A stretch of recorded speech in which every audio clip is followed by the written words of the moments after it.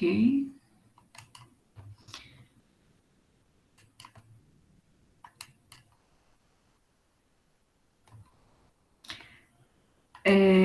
Vocês estão conseguindo ver os meus slides?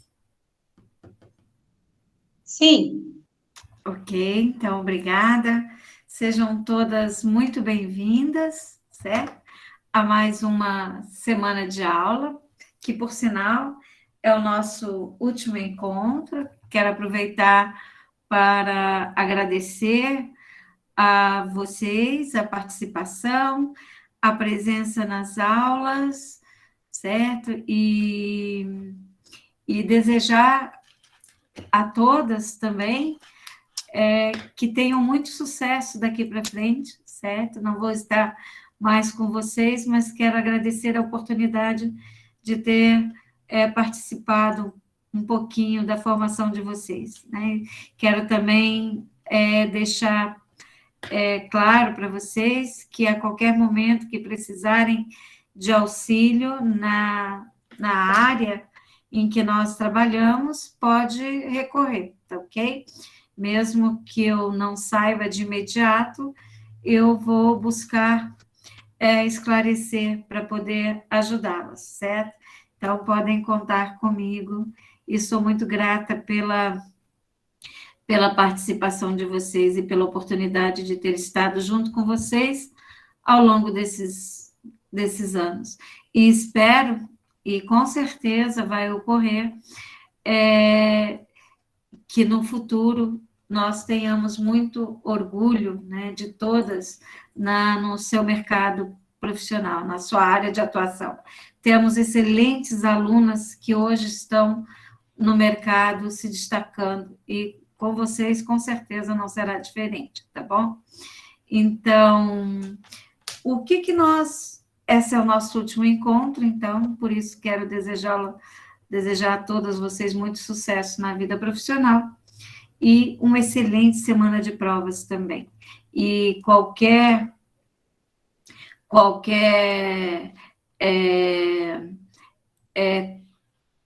desacordo que tenha em relação a notas, faltas, trabalhos, vocês sabem que podem contar comigo, né? Só encaminhar no WhatsApp as mensagens que eu vou atendê-las, tá ok?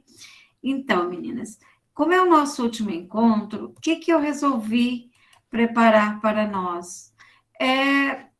Não busquei conteúdo novo, porque dentro do que nos foi destinado, eu cumpri o conteúdo. É claro que se a gente for discutir, buscar assuntos, a área da cosmetologia é, assim, infinita, né? Infinitos conteúdos que nós poderíamos estar trabalhando. Mas, como acredito que vocês já estão na véspera de semana de prova, qualquer conteúdo novo aqui poderia impactar e não ter um bom resultado. Então, por isso eu fiz um resumo dos conteúdos que nós vimos anteriormente, para a gente poder trazer e, se porventura vocês tiverem qualquer dúvida, podem interromper e fazer a pergunta, né? Então, só para poder avivar a memória de vocês e resgatar esses conteúdos, eu vou voltar a discutir alguns tópicos que nós já vimos ao longo desse bimestre, tá ok? Com esse objetivo de estar resgatando esses conteúdos, fazer uma reapresentação de alguns tópicos que são importantes. Acredito que vocês, né, e eu pude observar que alguns trabalhos, os trabalhos de estria foi muito bem apresentado, vocês viram em vários trabalhos e em várias disciplinas também a discussão sobre estrias, flacidez tissular e muscular, qual é a diferença entre a flacidez do tecido e do músculo, quais seriam as principais imperfeições estéticas que tanto incomodam as gestantes Em relação a essas imperfeições, na gravidez, a flacidez e a estria, nós vamos estar estudando causas e tratamentos. E nós vimos também alguns detalhes sobre fatores de crescimento que nós vamos estar discutindo novamente, tá? Reapresentando esses tópicos, certo? Então, meninas, vamos começar a falar sobre as estrias, ok? Então, a estria, vocês viram ao longo do bimestre que é uma atrofia, né, tegumentar. Essa atrofia, ela surge quando rompem as fibras elásticas e colágenas, certo? Porque essas fibras colágenas e elásticas, elas são responsáveis pela firmeza da pele. E quando elas se rompem, formam essas cicatrizes que nós denominamos de estrias, certo? Vocês viram que as estrias é mais frequente em mulheres, certo? E elas podem ser, como nós podemos dizer, discretas, ou podem ter um número grande de estrias no indivíduo, certo?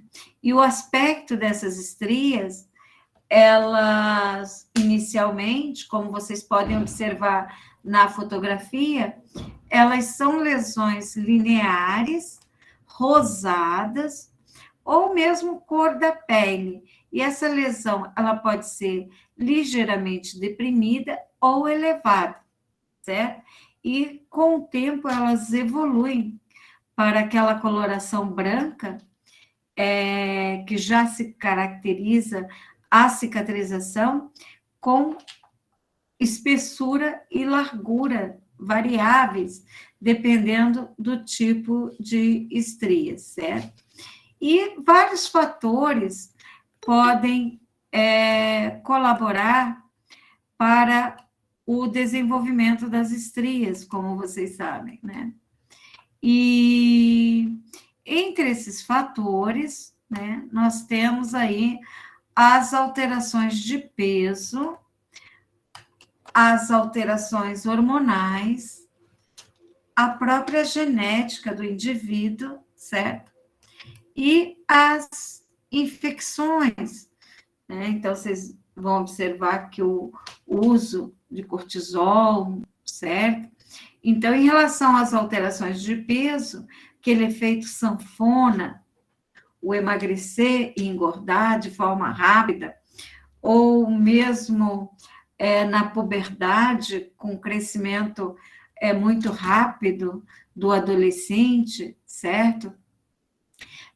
Também devido a excesso de musculatura que os atletas normalmente fazem, podem estar surgindo também, seria esse aumento excessivo de músculo por exercícios físicos exagerados, a gravidez, certo? Então, na gravidez, a obesidade, o uso prolongado dos corticoides, como nós falamos, esses corticoides, tanto de forma tópica, quanto de forma oral, eles também podem provocar a formação de estrias. E um detalhe muito dependente dessa, que está relacionado ao surgimento ou não das estrias, é a genética, né? Então, a própria resistência e elasticidade dessas fibras da pele depende das características que nós herdamos de nossos antepassados, certo? Então, tem indivíduos que, mesmo emagrecendo, engordando, durante a gravidez, então, com problemas hormonais, desenvolvem menos estrias do que outros, certo? Porque são multifatoriais, né? São vários fatores que podem desencadear esse surgimento das estrias. Vocês observam também, que podem observar, que ela é mais frequente normalmente nas nádegas, coxas, abdômen, certo? Então, elas vão aparecer quase sempre após essa distensão excessiva ou abrupta da pele, né? Porque isso, a estria, ela, com essa distensão excessiva, ela vai desencadear um processo inflamatório, certo? Dessa inflamação, promove-se o quê? O rompimento das fibras, dessas fibras elásticas. E depois temos o processo da cicatrização, tá ok? Então, são vários fatores, né? Então, estamos observando que inicialmente elas são vermelhas ou da cor da pele e evoluem para esta coloração esbranquiçada, né? Então, como nós falamos, vem-se aí de uma reação inflamatória com a destruição dessas fibras e depois nós temos a regeneração, ou seja, a organização dessas fibras, certo? Como que elas vão regenerar em uma forma não funcional, não muito organizada, certo? E tem essa aparência da cor branca, que nós chamamos aí alba, né? Então, vocês podem observar que na pele saudável, essas fibras elásticas, elas se encontram bem organizadas, né? Certo? Aqui. E após a quebra dessas fibras, durante o processo de cicatrização, ok? Então, o que vai acontecer? Elas vão se regenerar, mas dessa forma não organizada, não funcional, certo? E em outras direções, certo? E promove, no caso, uma atrofia da epiderme, né? Vai reduzir a espessura, como nós podemos observar nos casos em geral. Em relação ao tratamento, que o nosso foco principal aqui é o tratamento cosmético, né? É claro, para vocês saberem que cosmético utilizar, eu tenho que saber o que vou tratar e o que desencadeou essa anomalia e qual o mecanismo de ação dos ativos que nós vamos estar utilizando. Em relação ao tratamento, o ideal é que ele seja realizado logo que surgem essas estrias, ou seja, naquela fase em que elas são recentes, ou seja, que elas têm aquela coloração rosada, certo? E esses tratamentos, eles podem ser realizados, como vocês viram na apresentação dos colegas, em outras aulas também, de forma isolada ou de forma associada, certo? Então, vocês viram que tem vários equipamentos que vocês podem estar utilizando, a dermoabrasão, a radiofrequência, microagulhamento, né? Porque o objetivo é promover um processo inflamatório para tentar observar, provocar, né, o que é a síntese do colágeno e elastina, para conferir firmeza e elasticidade à pele, né? Então, os principais tratamentos que nós temos são com ácidos, como nós observamos os esfoliantes, ácido retinóico, glicólico, certo? A vitamina C. Por que a vitamina C? Qual o mecanismo de ação da vitamina C? A vitamina C é essencial para a síntese do colágeno, né? Então, vai ativar a formação do colágeno. Lembra que nós falamos que a vitamina C promove hidroxilação da prolina e da lisina, porque a prolina e a lisina estão sobre a forma de hidroxiprolina e hidroxilisina na estrutura do colágeno. Então, sem a presença da vitamina C, nós não vamos estar sintetizando um colágeno de boa qualidade, certo? Então,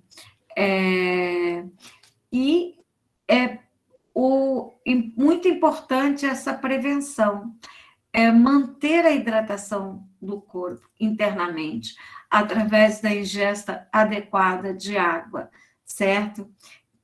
Porque nós precisamos de muita água no nosso organismo para que as nossas células possam realizar o seu metabolismo de forma adequada. Outra recomendação é a prática de exercícios físicos com certa regularidade. Evitar o sobrepeso, e para evitar esse sobrepeso, temos que ter o quê? Uma boa alimentação, uma alimentação rica em vegetais, em hortaliças, de uma maneira geral, frutas e hortaliças, porque as frutas e hortaliças, elas apresentam muitas vitaminas, substâncias antioxidantes, que combatem os radicais livres e vão estar prevenindo essas imperfeições, né? Vão manter uma boa aparência da nossa pele, uma pele saudável, evitar a ingesta de doce em excesso. Lembra dos carboidratos no nosso organismo? O que eles ocorrem? Eles promovem a formação de eros, aquelas espécies reativas ao oxigênio, certo? Que colaboram para o processo de glicação do envelhecimento e, com certeza, destruição dessas fibras de colágeno e elastina. Então, evitar esse excesso de doce, né? Ok? Então, o objetivo, como nós já falamos, é estimular os fibroblastos, né, que estariam inativos na sua forma de fibrócitos, certo? Fibrócitos seriam os fibroblastos inativos, a estarem realizando a síntese do colágeno e da elastina. Dessa forma, melhorando a comunicação celular, né? O uso de bons hidratantes,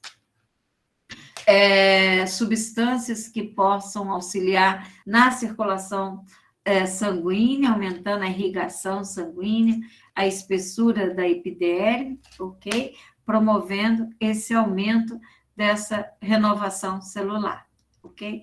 Então, a ação que nós esperamos dos cosméticos que nós vamos utilizar no tratamento das estrias seria emoliência, né? Porque precisamos amolecer esse extrato córneo e proteger o manto hidrolipídico da nossa pele, certo? Então, uma boa hidratação, com hidratantes que oferecem uma boa emoliência, vão auxiliar na elasticidade da pele, vão manter a água na derme, certo? E usar substâncias que apresentam ação anti-inflamatória. Principalmente, nós temos aí a presença do ácido graxo essencial, ômega 3, entre outras substâncias, que promovem uma redução na vermelhidão das estrias, né? Então, será que tem alguém lá? Deixa eu ver aqui se tem alguém. Alguma substância que possa promover essa regeneração, né, da derme, estimulando, no caso, os fibroblastos e os renovadores também, epidérmicos, que possam melhorar essas estrias na epiderme, né? Então, o ideal é começar o processo de tratamento logo no início e controlar o peso, uma boa alimentação, porque são vários fatores que são multifatoriais, como vocês sabem, né? Então, uma causa leva a outra. Opa, só um instantinho. Ok. Mais alguns recomendados para vocês observarem, né? Então, são cosméticos que apresentam efeito tensor, vão ativar a circulação sanguínea, promover esfoliação também, ativar a renovação celular. Então, os ácidos graxos essenciais, como nós falamos, linoleico, linolênico, óleos vegetais, para aumentar a colagenase, vitamina C, que estimula a produção do colágeno, a, que também tem um estímulo no aumento dos fibroblastos, o ácido hialurônico, certo? Foi muito discutido o uso do ácido hialurônico, porque ele vai promover uma excelente hidratação e promover, auxiliar na formação do colágeno novo. Peeling químico, temos os alfa-hidroxiácidos, como glicólico, mandélico, retinóico. Então, eles são usados, podem ser usados em altas concentrações, mas vocês sabem que na área da estética, no máximo até 10%, ok? Os nutricosméticos são muito bem-vindos para auxiliar na firmeza da pele. Uso de fotoprotetores, temos que lembrar que fatores para desencadear esse processo inflamatório são os radicais livres. Se nós pensarmos nos radicais livres, vocês vão pensar a radiação solar. Então, tem que ter fotoproteção. Maus hábitos, como consumo de cigarros, noites mal dormidas, má alimentação. Então, temos uma série de fatores que podem promover o que? A formação de radicais livres e, com isso, aumentar a probabilidade do processo inflamatório que desencadeia a formação das estrias, né? E, entre outras, perfeições estéticas, que vocês podem observar que estão todas interligadas. Então, vamos falar um pouquinho dos fatores de crescimento. Lembra que nós falamos que são vários fatores de crescimento. E se eu pergunto para vocês agora, vocês se lembram o que é esse fator de crescimento que nós falamos? Esses fatores de crescimento, eles são o quê? São proteínas próprias do nosso organismo, não são hormônios, né? Certo? São proteínas, e essas proteínas, elas têm um papel muito importante na comunicação intra e intercelular. Essa comunicação, ela vai transmitir à célula justamente a informação do que a célula precisa sintetizar para que nós tenhamos um organismo saudável, certo? E nós temos essas proteínas no nosso organismo, mas devido a fatores como envelhecimento, doenças, a produção desses fatores de crescimento podem ficar comprometidos. Então, nesse caso, a suplementação é muito bem-vinda, ok?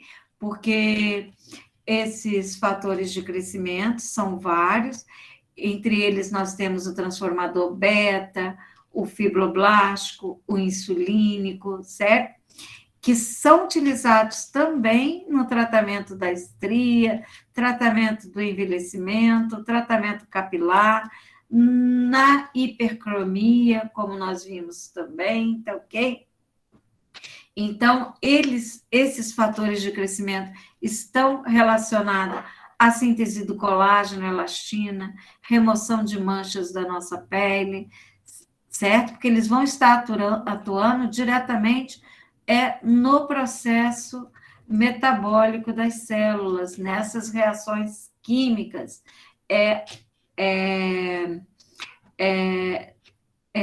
Estão se ligando e favorecendo, promovendo as reações químicas que vão conferir um organismo saudável, né? Então, a suplementação desses fatores de crescimento é bem-vinda devido à diminuição deles no nosso organismo, devido a vários fatores. Pode ser doença, envelhecimento, certo? O período de menopausa, em que essa situação se agrava, ok? Então, nós vamos observar que aí tem um desenho para que vocês possam observar o quanto que a produção do colágeno e elastina, à medida que nós envelhecemos, diminui, promovendo esses sugos na pele, certo? E no caso, o ácido hialurônico, ele auxilia bastante, esses fatores de crescimento, eles vão comunicar à nossa pele que as células da nossa pele que precisam se produzir mais colágeno e elastina para poder reparar essas situações, tá ok? Só um instantinho que tem a continuação, depois eu volto na flacidez, tá? Tem a continuação dos fatores de crescimento, certo? Então, depois eu retorno lá, tá, meninas? Então, aqui, colocando para vocês que os fatores de crescimento, como eu já defini previamente, são proteínas. O que é uma proteína? É um polímero de aminoácido, ou seja, é uma macromolécula que apresenta vários aminoácidos na sua composição.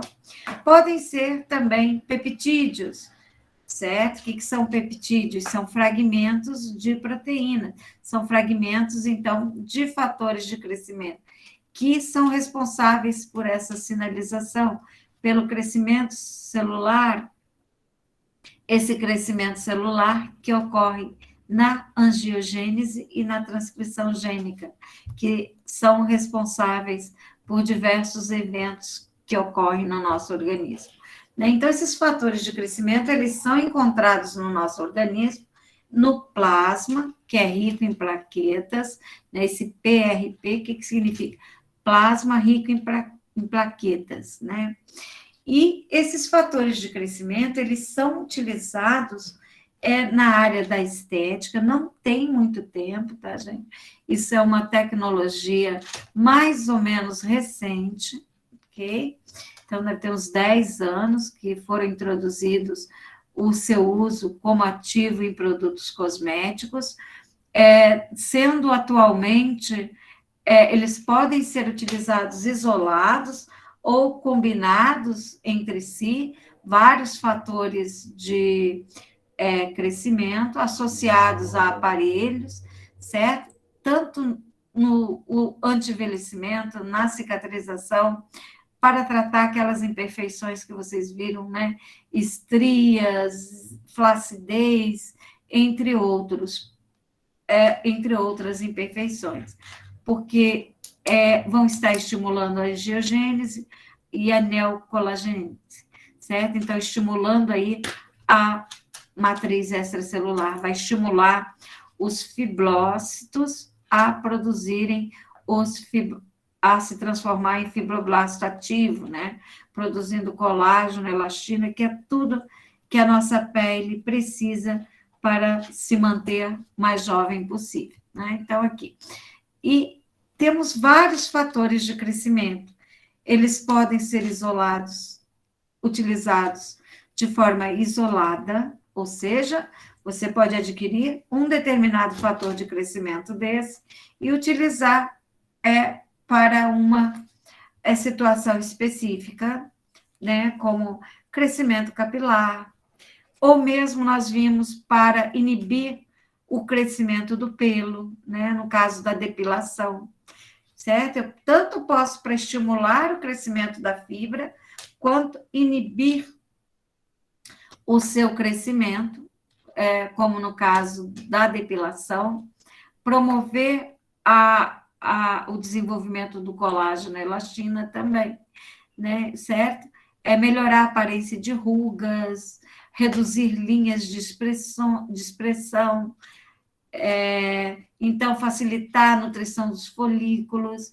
Então, nós temos o fator de crescimento epidermal, que é esse EGF, né? Então, que vocês podem observar que ele vai atuar nas células epidérmicas, então vai prevenir rugas, promete tratar a hipercromia, porque tem a proposta de devolver o tom uniforme da pele, auxiliar nos processos de cicatrização, certo? Esse fator de crescimento insulínico melhora a aparência das rugas, aumentando a produção de colágeno e elastina da pele, reduzir manchas vermelhas, também estimular os folículos capilares a produzir os cabelos mais densos e resistentes. Esse fator de crescimento fibroblástico básico, que é o BFGV, ele vai reduzir linha de expressão também, promover cicatrização e melhorar a elasticidade e circulação. Fator de crescimento fibroblástico ácido, também induzir ao colágeno e elastina, promover a melhora da circulação sanguínea, do couro cabeludo, revitalizar os folículos capilares, estimular o crescimento capilar e até na prevenção da formação dos fios brancos de cabelo, porque, segundo a literatura, inibe a despigmentação do cabelo, né? E o fator de crescimento vascular, que facilita também a nutrição dos folículos e induz a angiogênese, certo? Então, aqui tem um resuminho para vocês observarem que aqueles fatores que nós discutimos, o EGF, o epidermal, ele atua aí na cicatrização da pele. Vocês estão observando que alguns não são indicados para pelos, outros são, né? Atua no anti-age e também despigmentante. O IGF, né? Também na cicatrização, nos cabelos e pelos, como anti-age e não tem ação despigmentante. O TGF beta-3 também cicatrização, para cabelos e pelos não é indicado. Anti-age sim, certo? Despigmentante não. E tem-se os peptídeos, né? Tem o fator de fibroblasto básico e o ácido aqui embaixo, né? O ácido não atua na cicatrização, mas para cabelos e pelos é bem muito indicado, né? Então, observem que tem grande aplicação hoje em dia na área dos cosméticos, o uso desses fatores de crescimento que prometem vários eventos, né, celulares, tá ok? Nós vamos estar discutindo agora também a flacidez, certo? Que nós vimos, temos a flacidez tissular e a flacidez muscular, como nós já falamos há um tempo atrás, né? Então, a flacidez tissular, vocês observaram que se deve, conhecida também como hipotonia, né? Se deve também a alterações na produção das fibras de colágeno e elastina, devido ao estiramento, certo?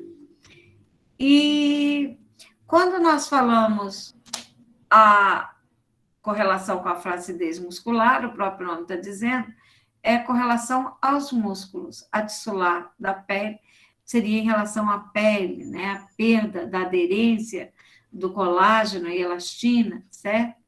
E a muscular, nós temos ali a perda desse tônus, principalmente devido à perda parte do tecido conjuntivo.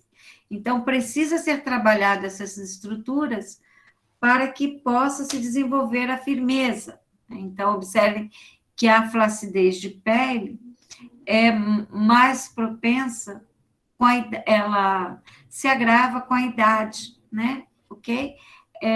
A muscular eu posso ter em pessoas até mesmo jovens, porque a muscular está correlacionado com, por exemplo, a um ganho de peso, a um estiramento muscular muito rápido, que pode ocorrer na própria adolescência, certo? Devido ao sedentarismo e promover falta de atividade física, promovendo essa hipotonia, né? Ou seja, a instaurar-se aí um tônus muscular mais enfraquecido. É claro, se não for cuidada, essa hipotonia pode virar uma sarcopenia e pela substituição da massa muscular esquelética por tecido adiposo, né? Então, quanto mais cedo começar a prevenção, melhores serão os resultados, né? Então, evitar o sedentarismo, o sobrepeso, certo? Uma boa alimentação, porque esse processo é um processo lento e progressivo, e promove o enfraquecimento dessas fibras de colágeno e elastina com o passar do tempo, né? Então, nós falamos, isso ocorre principalmente devido ao envelhecimento natural do organismo, mas também vários outros fatores podem estar associados, né? Como a genética, a hábitos de vida, né? Emagrecimento demasiado, o estiramento da pele que ocorre durante o período da gestação, da obesidade também, a musculação, trabalho, sedentarismo, problemas hormonais, certo? Então, vários. E como combater a flacidez? Vocês podem observar que combater a flacidez está muito correlacionado com ao tratamento para as estrias, certo? Então, combater os radicais livres, certo? E combater os radicais livres nós já discutimos. Uma boa alimentação rica e variada, bons hábitos de vida, proteção solar, né? Porque a radiação é o principal fator desencadeante do envelhecimento. E o que promove o envelhecimento? Seriam esses radicais livres. A alimentação, com uma boa alimentação, você vai diminuir esse acúmulo de gordura. E a prática de exercícios físicos também para melhorar esse tônus muscular, né? E uma boa hidratação da pele, né?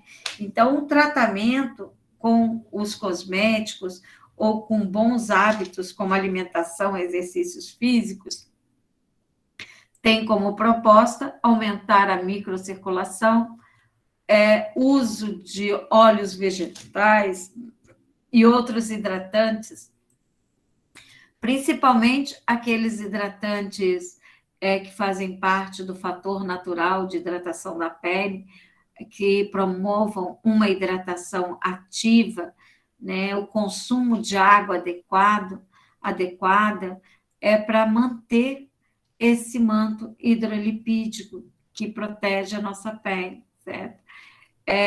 Para estimular os fibroblastos, aumentar a espessura da derme, né? Ok? Então, vocês podem observar que todos os tratamentos, dessas imperfeições estéticas, eles estão interligados, né? E os ativos presentes nos cosméticos que podem auxiliar nesse tratamento, nós temos o DMAI, é o dimetilaminoetanol. O DMAI é uma substância naturalmente presente no nosso organismo, e também presente em peixes, certo? Observem que ele contém um grupo amino e um grupo OH, por isso que cosméticos que têm a presença do DMAI, se quem o desenvolveu não trabalhar aí um bom neutralizante para o odor, ele pode apresentar um odor de peixe, né? Claro que nós temos um desafio na área da cosmética de estar utilizando um aroma para tentar neutralizar esse odor de peixe. E o que é o DMAI? Como que ele atua? Qual é o mecanismo de ação dele? O DMAI, ele apresenta uma estrutura molecular, uma estrutura química, muito semelhante à da colina. Então, ele vai, dessa maneira, estimular a formação da acetilcolina. A acetilcolina é um neurotransmissor, certo? É um neurotransmissor responsável pelo movimento da contração muscular, certo? Ok? Então, dessa forma, ele vai promover a firmeza da pele, tá ok? Então, como vocês estão observando, nós temos aqui acetilcolina.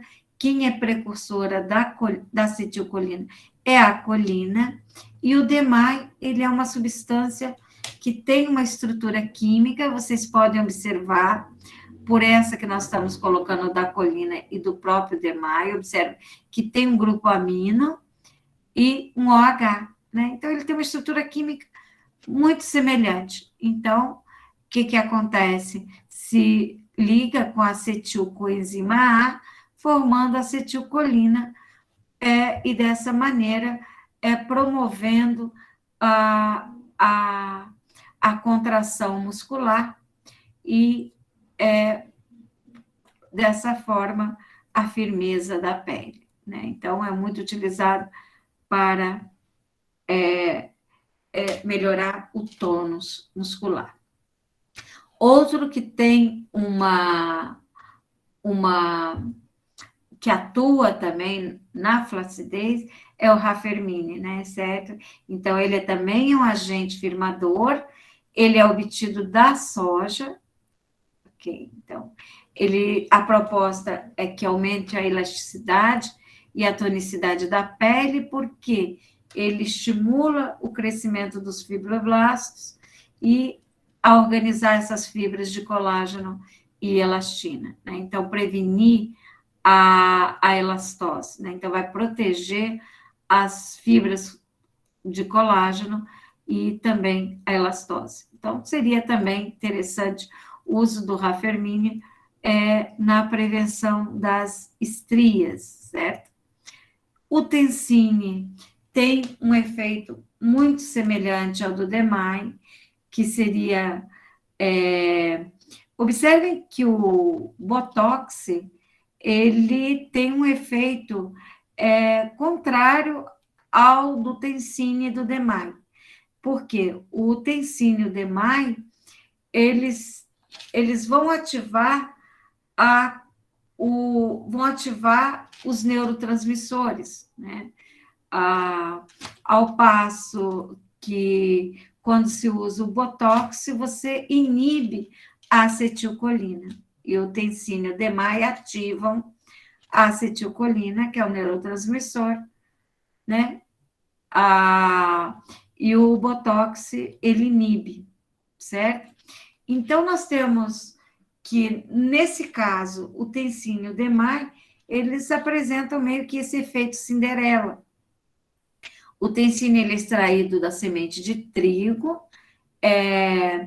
Além desse promover essa tensão na pele, ele tem propriedades também hidratantes, certo?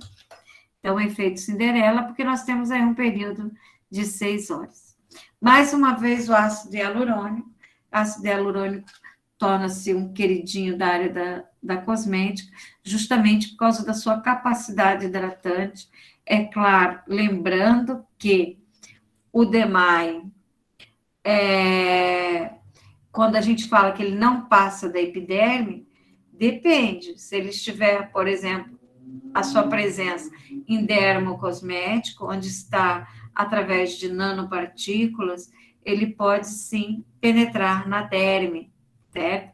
E com isso promover uma hidratação muito mais eficaz e eficiente, ok? Então, tem esse efeito, isso daqui nós já vimos, dos fatores de crescimento, certo? Sei que nós vimos, bem na última aula, essas imperfeições estéticas que mais incomodam as gestantes, né? Lembra que entre estas imperfeições estéticas estão as manchas e as estrias, levando em consideração aqui que há o estado em que se encontram as grávidas, requer uma atenção redobrada, então todo e qualquer tratamento a ser realizado tem que ser com a autorização do médico que a acompanha, tá ok? Então tem que se ter muita responsabilidade e trabalhar aqui sempre em conjunto com o médico para a segurança da gestante, da saúde dela e para a sua segurança também como profissional, certo? Porque, no caso, nós temos vários fatores que podem colaborar para um processo delicado, qualquer substância que você utilize pode passar para o feto, certo? E são duas pessoinhas ali que tem que ser mantida a sua saúde, né? Ok? Então, a grávida, com a sua tendência de engordar, esse sobrepeso leva à formação de estrias, entre outras imperfeições, como nós vimos, as manchas da pele devido ao desequilíbrio hormonal.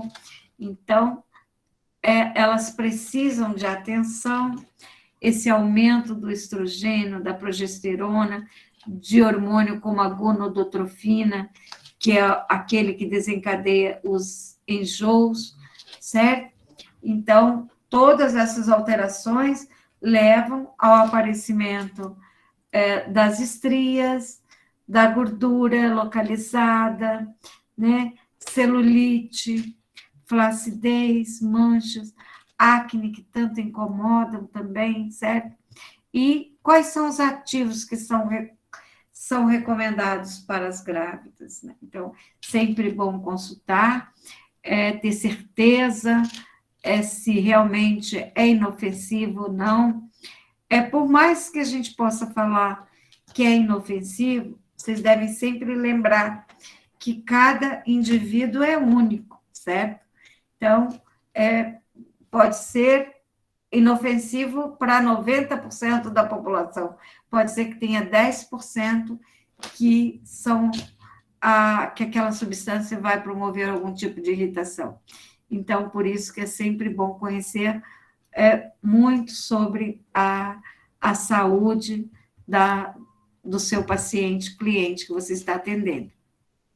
Então, os alfa-hidroxiácidos, até 10%, podem ser utilizados, como ácido glicólico, certo? O ácido mandélico, e esses alfa-hidroxiácidos são ácidos de frutas. O que eles vão promover? Vocês sabem que eles são agentes esfoliantes, né? Então, eles diminuem a coesão entre os queratinócitos, certo? Promovem, no caso, é um processo inflamatório que estimula a produção do colágeno e da elastina. Então, temos tônicos, no caso, contendo substâncias naturais, certo? Máscaras de argila verde também, substâncias que você pode usar como calmante, como alfa-bisabolol, atília, camomila, hidratação à base de hidroviton.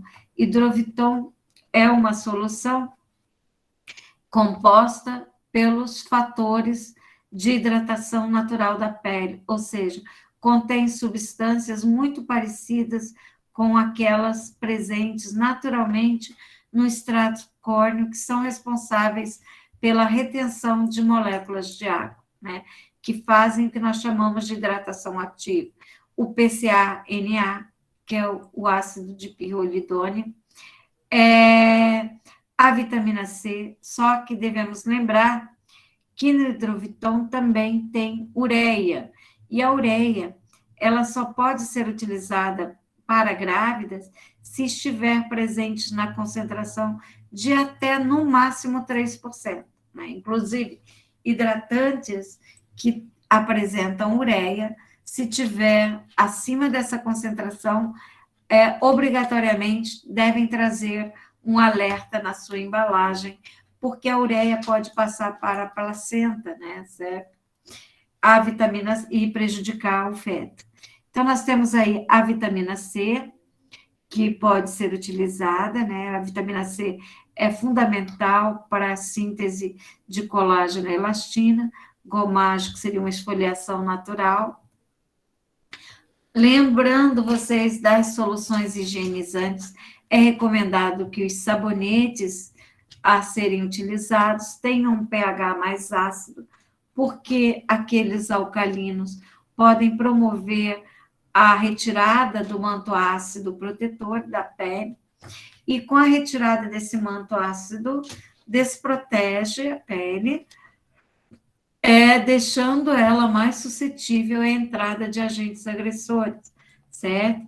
Então, é muito importante restabelecer essa camada de ácidos graxos presentes na pele, e nada melhor para isso do que os óleos vegetais, como o óleo de argã, óleo vegetal de semente de uva, tá ok?